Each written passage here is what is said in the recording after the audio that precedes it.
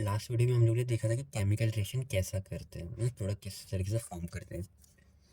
इस वीडियो में हम लोग अभी इसके कुछ एग्जांपल्स सॉल्व करेंगे जिससे हम लोग को थोड़ा वो और अच्छे से समझ में आ जाए। ओके, तो हम कोई भी नॉर्मल से रिएक्शन ले लेते हैं। सिंपल सा sodium plus oxygen and arrow. पहला स्टेप क्या रहता है, एटम और ग्रुप ऑफ एटम को अंडरलाइन कर लो, मार्क कर लो। तो सोडियम और ऑक्सीजन के नीचे मार्किंग हो गई। ओके, सोडियम के नीचे में एंड ऑक्सीजन के नीचे में दोनों का क्या लिखना है हम लोग को, चार्जेस लिखना है पहले। तो पहले सोडियम का चार्ज क्या होता है, +1, और ऑक्सीजन का होता है -2। अगर से कोई ये वीडियो पहली बार देख रहा था तो उसको लग रहा है कि सर +1 -2 कैसे आया, तो मैंने वैलेंसी और चार्ज वाले पार्ट में डिस्कस किया, तो आप वो वाले वीडियो को देख सकते हो एंड फिर यहाँ पे कंटिन्यू कर सकते हो। ओके, चार्जेस हो गया। अब हमको करना है कि प्लस किसके पास जाएगा, सर हमेशा प्लस जाता है माइनस के पास। इसका मतलब है कि सोडियम ऑक्सीजन के साथ रिएक्ट करने वाला है, और ऑब्वियसली यहाँ पे दो ही, तो वो एक में के साथ रिएक्ट करेंगे। तो सोडियम के साथ रिएक्ट करेगा ऑक्सीजन के साथ। अगेन यहाँ पे O2 है, आपको सिर्फ O लिखना है, O2 लिखने की गरज नहीं है तो गलत हो जाएगा, सिर्फ हमको एटम मेंशन करना है। ओके, सोडियम की वैलेंसी 1, ऑक्सीजन की वैलेंसी 2। जिसको इसमें कन्फ्यूजन होता है बस इतना याद रखो कि जो चार्ज रहता है ना उसी का नंबर इधर लिखना रहता है। ओके, एंड अब क्या करना है, cross multiply, Na × 2 Na2 O × 1 that is O। तो Na2O मतलब सोडियम ऑक्सीजन के साथ रिएक्ट करेगा तो क्या फॉर्म करेगा, Na2O। ठीक है, अब और दूसरे एग्जांपल लेने का ट्राई करते हैं। Magnesium plus oxygen is equal to, simple यहाँ पे भी दो ही एटम है, एटम्स और group of atom underlines. Okay, उसके नीचे में क्या आ जाएगा, सर चार्ज मैग्नीशियम का +2, ऑक्सीजन का -2। नेक्स्ट सर प्लस हमेशा जाता है माइनस के पास, मतलब जो मैग्नीशियम है किसके साथ रिएक्ट करेगा, ऑक्सीजन के साथ। मैग्नीशियम का वैलेंसी 2 और ऑक्सीजन की वैलेंसी 2। बट अगेन देखो, मैं क्या बताया था, अगर से दोनों की वैलेंसी डिविजिबल है एक दूसरे के साथ तो आप डिवाइड कर दो। तो यहाँ पे 2 के बदले क्या आ जाएगा 1, और यहाँ पे 2 के बदले क्या आ जाएगा 1। ओके, तो इसका मतलब m को किससे मल्टीप्लाई करेंगे 1 से, और o को भी 1 से। Mg × 1 Mg, O × 1 O। तो क्या बन गया MgO। समझ में आ रहा है। अगेन नेक्स्ट हम एल्यूमिनियम को भी ले लेते हैं लास्ट, ऑक्सीजन वाला। एल्यूमिनियम प्लस ऑक्सीजन, एटम और ग्रुप ऑफ एटम को क्या करना है, सबसे पहला underline Al and O। Aluminium का चार्ज क्या होता है +3, ऑक्सीजन का चार्ज क्या होता है -2, प्लस इसके पास जाएगा माइनस के पास। इसका मतलब एल्यूमिनियम रिएक्ट करने वाला है ऑक्सीजन के साथ। तो Al एंड O, सिर्फ O लिखना है, O2 लिखने का नहीं है। ओके, Al के नीचे उसकी वैलेंसी 3, ऑक्सीजन के नीचे उसकी वैलेंसी 2। अब कर देंगे हम cross multiply, Al × 2 Al and नीचे में 2, O × 3 दैट इज O3। तो जब भी एल्यूमिनियम ऑक्सीजन के साथ रिएक्ट करेगा तो क्या फॉर्म करेगा Al2O3 aluminium oxide. Okay okay, ये ऑक्सीजन वाले पार्ट हो गया। अभी अगेन हम यहाँ पे नेक्स्ट टाइप का रिएक्शन लेते हैं। अब यहाँ पे हम मेटल का रिएक्शन वाटर के साथ करने का ट्राई करेंगे। ओके, बट मेटल का रिएक्शन ऑक्सीजन के साथ वाटर के साथ ट्राई करने से पहले मैं कुछ चीज़ बता देता हूँ। जनरली ना वाटर को दो फॉर्म में लेते हैं कभी भी रिएक्शन में। कभी कभी वहाँ पे लिखा हुआ रहेगा H2 इन L का मतलब लिक्विड फॉर्म में, और दूसरी का कहीं लिखा हुआ रहेगा H2 यहाँ पे G मतलब गैस स्टेट में। ओके, तो दोनों में अलग अलग होता है रिएक्शन।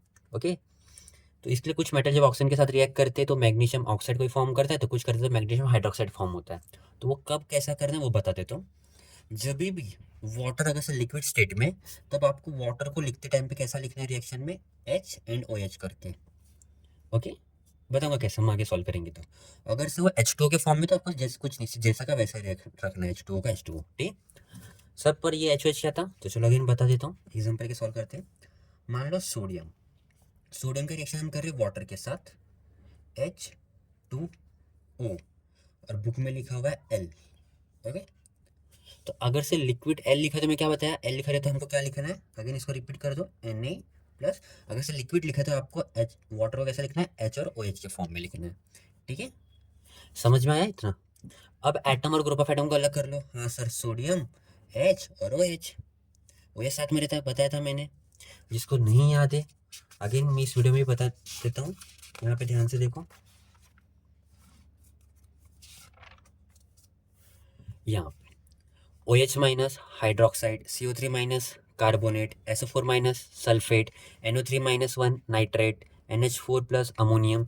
तो ये जो ग्रुप ऑफ आइटम्स रहते हैं ना उनके ऊपर कुछ चार्ज होता है, वो आपको याद करना है। तो हाइड्रोक्साइड के ऊपर -1, कार्बोनेट सल्फेट के ऊपर -2, नाइट्रेट पे -1 एंड अमोनियम पे +1।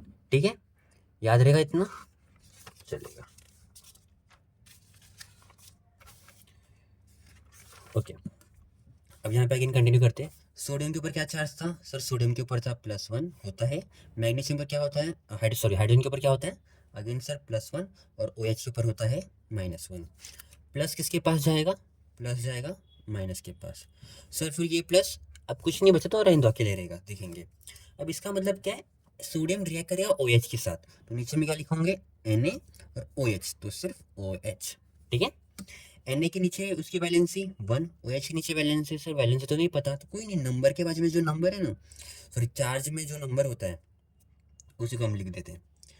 तो Na into 1 NOH into 1, Na into 1 Na, OH into 1 OH, तो sodium hydroxide.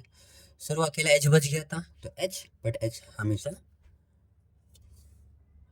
Molecule of element के फॉर्म में रहता है, तो H2।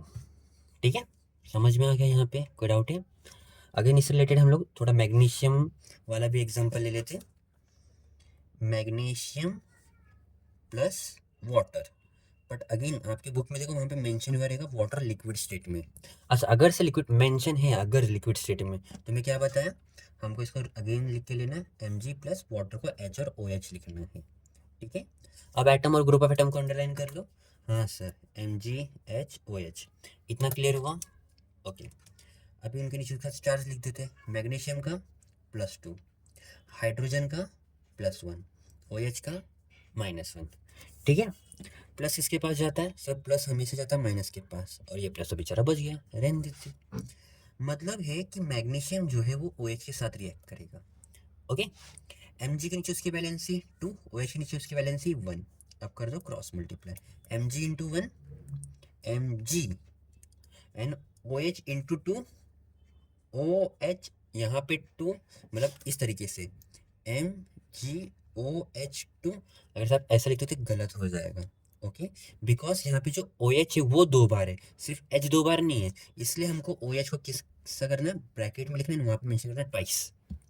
तो magnesium hydroxide MgOH twice. Okay, clear हो गया?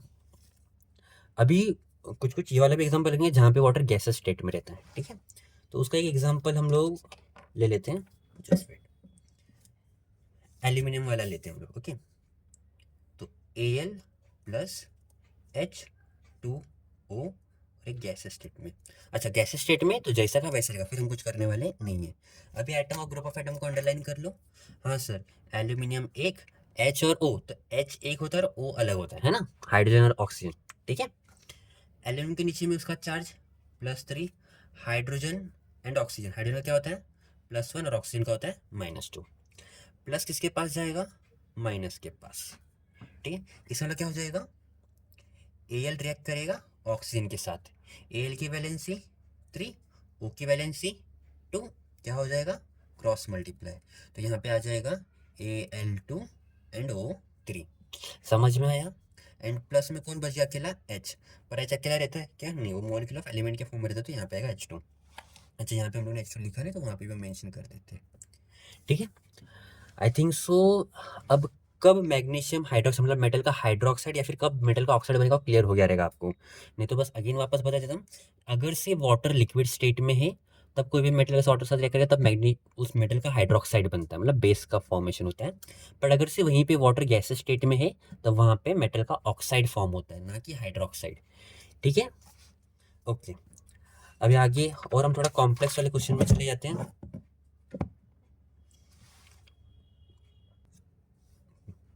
रिएक्शन है CuSO4 प्लस Zn, जिंक, आगे एरो।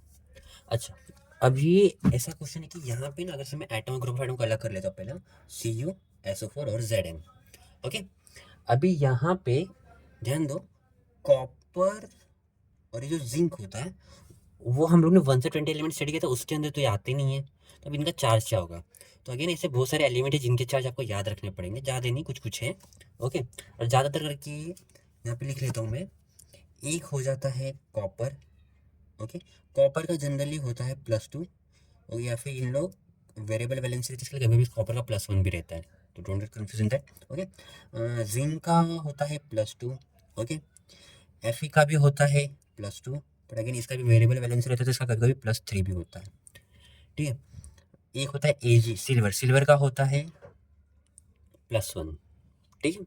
तो ये कुछ कुछ है जो आपको देखने मिलेंगे, तो याद रखना। कॉपर का क्या होता है +2, जिंक का क्या होता है +2, आयरन का क्या होता है +2, Ag का क्या होता है +1, एंड ये +1 ये +2 भी +3 ये इनका वेरिएबल बैलेंस ही है, ओके। तो आयरन के ज़्यादातर करके देखा गया कि +3 यूज़ होता है, ओके, बुक में ज़रूरी नहीं है बट स्टिल बता रहा हूँ मैं। एंड कॉपर के लिए +2 से ज़्यादा यूज़ होता है, ठीक है। तो अगेन स्टार्ट करते हैं। अच्छा, कॉपर का चार्ज क्या है +2। अब इसमें और एक चीज़ है सर, अगर इसमें याद नहीं रहेगा तो देखो, अगर से आपको दोनों में से किसी एक का चार्ज याद रहेगा ना, आप दूसरे का आराम से निकाल सकते हो, ओके। अब इसका भी पूरा अलग से टॉपिक जाएगा, तो हम इसमें पहले कर लेते हैं। और हिंट के लिए बस बता देता हूँ, CuSO4 का मेरे को पता है क्या होता है, हमने पढ़ा था। CuSO4 का होता है -2, तो पूरा SO4 का -2 है ना, तो समझो कन्फर्म्स के बाजू में जो भी रहेगा, उधर जितने भी ग्रुप रहेंगे सारा मिलकर उनका टोटल चार्ज क्या रहेगा +2। तो कॉपर इधर अकेला ही है, तो मतलब अकेले कॉपर का चार्ज क्या आ जाएगा +2। और Zn का क्या होता है अगेन सर +2। अब बताओ कौन किधर जाएगा सर, प्लस जाएगा माइनस के पास, तो यहाँ पे तो कोई माइनस वाला है ही नहीं, कोई नहीं, तो ये वाला प्लस जाएगा माइनस के पास, तो मतलब जिंक किसके साथ रिएक्ट करने वाला है SO4 के साथ। तो पहले हमेशा मेटल को लिखो प्लस वाले चार्ज को लिखने का, और फिर बाद में नेगेटिव वाले को SO4। तो Zn की वैलेंसी 2, SO4 की वैलेंसी 2, ओके। देखो चार्ज इसमें जो नंबर रहता है उसी को हम लिखना रहता है, ओके। अगेन दोनों क्या एक में डिविजिबल है ना, तो यहाँ पे क्या आ जाएगा 1 एंड इधर क्या आ जाएगा 1। तो Zn को 1 से मल्टीप्लाई करेंगे एंड SO4 को भी 1 से। Zn into 1 Zn, SO4 into 1 SO4, तो क्या बनेगा ZnSO4 प्लस अकेला कौन बच गया कॉपर। अब यहाँ पे कोई बायवेलेंट वाला फॉर्म हम लिखने वाले नहीं है Cu2 ऐसा कुछ, क्योंकि मेटल है, मेटल अकेले रह जाते हैं, ठीक है। बट अगेन इसके बाद चार्ज आएगा +2 का, ठीक है। यहाँ तक क्लियर हुआ। तो ये एक डिस्प्लेसमेंट रिएक्शन का एग्जांपल था जनरली, बट आई थिंक किस तरीके से सॉल्व करते हैं समझ में आ गया रहेगा। अगर से ऐसी बहुत सारी रिएक्शन आपके पास होगी तो आप मेरे को कमेंट सेक्शन में दे सकते हैं, मैं उसको ट्राई करूँगा सॉल्व करूँगा, ओके।